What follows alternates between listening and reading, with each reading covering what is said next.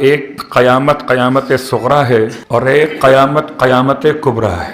قیامت صغریٰ میرے اور آپ کے لیے منفرد ہے، اس کی پہلے اور کس کی بعد میں یہ فیصلہ خدا کے ہاتھ میں۔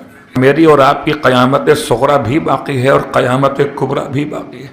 کون سمجھ سکتا ہے کہ پلٹ کے رات میں واپس گھر جائے گا، اور کس کو خبر ہے کہ کب اس کے گھر میں اس کی آخری رات ہوگی۔ اللہ اکبر۔ اللہ کے حبیب فرماتے ہیں جب کسی انسان کی موت واقع ہو جائے تو اس کی قیامت صغریٰ واقع ہو جاتی ہے۔ خدا معلوم ذہن میں کون کون سے منصوبے رہتے ہیں، فلاں کام کرنا تھا، فلاں کام رہ گیا، فلاں سے ملنا تھا، بہت سارے مسائل میرے اور آپ کے ذہن میں رہتے ہیں۔ کبھی سوچا بھی ہے کہ یہ سب مکمل ہو سکیں گے؟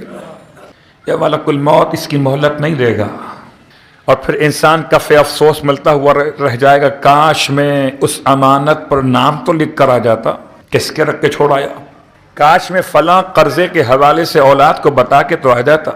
اس لیے مولا چاہتے ہیں کہ ہمارا چاہنے والا غفلت میں نہ مرے، اپنے رات میں ہر رات سونے سے پہلے اپنی وصیت کو لکھ کر رکھے کہ تاکہ اس کے ورثہ میں اختلاف پیدا نہ ہو۔ البتہ ایک قیامت کبریٰ کا تذکرہ سورہ مبارکہ حج میں۔ عجیب بات ہے، حج کا قیامت سے کیا تعلق؟ یہ بات یاد دلا دوں کہ پورے قرآن مجید میں سورہ صلاۃ نہیں ہے، صلاۃ مطلب نماز۔ پورے قرآن مجید میں سورہ صوم نہیں ہے، صوم مطلب روزہ۔ پورے قرآن مجید میں سورہ زکوٰۃ نہیں ہے، سورہ جہاد نہیں ہے۔ فروع دین میں 2 ہی نام کے سورے ملیں گے۔ فروع دین ہے کل 10، اور 10 فروع دین میں 2 کے نام کے آپ کو سورے ملیں گے، یا سورہ براءت ہے تبرہ کے نام سے، یا سورہ حج ہے قیامت کے پیغام کے نام۔ سورہ حج کی تلاوت کا ثواب اس نے ارشاد فرمایا جس پر قرآن نازل ہوا، اس کا فرمان جس کی وجہ سے حج حج بنا، عمرہ عمرہ بنا، کعبہ کعبہ بنا، مولود کعبہ بنا۔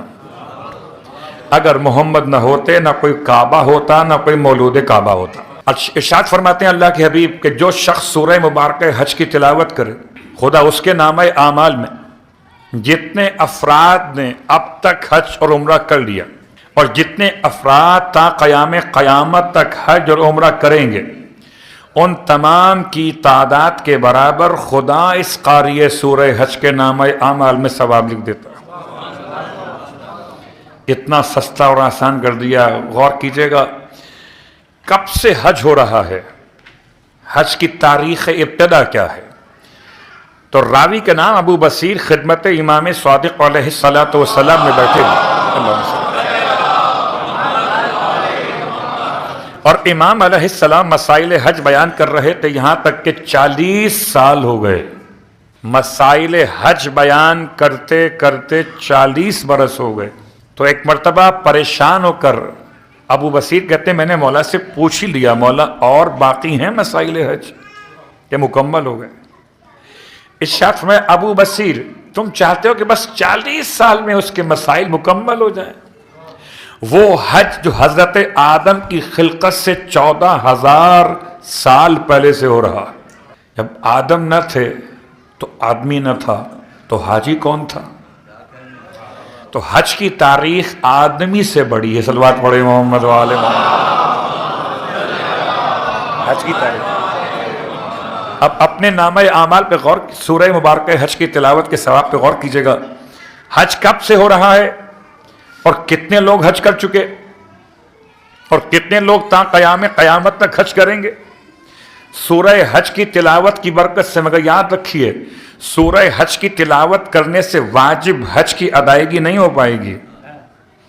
ایسا نہ ہو کہ آج آپ فیصلہ کر لیں تو مسئلہ آسان ہو گیا، کہاں 4.5 لاکھ گورنمنٹ کا حج اور کہاں 7.5 لاکھ پرائیویٹ حج، تو مسئلہ آسان ہو گیا، سورہ حج پڑھیے ہو گیا کام، ایسا نہیں ہے۔ اگر سورہ حج کا ثواب اتنا ہے تو خود حج کا ثواب کتنا ہوگا؟ اور واجب تو واجب رہتا ہے، اس کی ادائیگی ذمہ داری ہے۔ پھر امام جعفر صادق علیہ السلام کا فرمان، ارشاد فرماتے ہیں سورہ مبارکہ حج کی تلاوت کیا کرو، اور جو سورہ مبارکہ حج کی تلاوت کرے 3 دن، ہر دن 1 مرتبہ، آج ہے اتوار، پیر، منگل، اتوار پیر منگل یا 3 دن ہر ایک دن ایک مرتبہ سورہ حج کی تلاوت کرو تو خدا تمہیں تمہاری موت سے پہلے اپنے گھر کی زیارت کروا دے گا.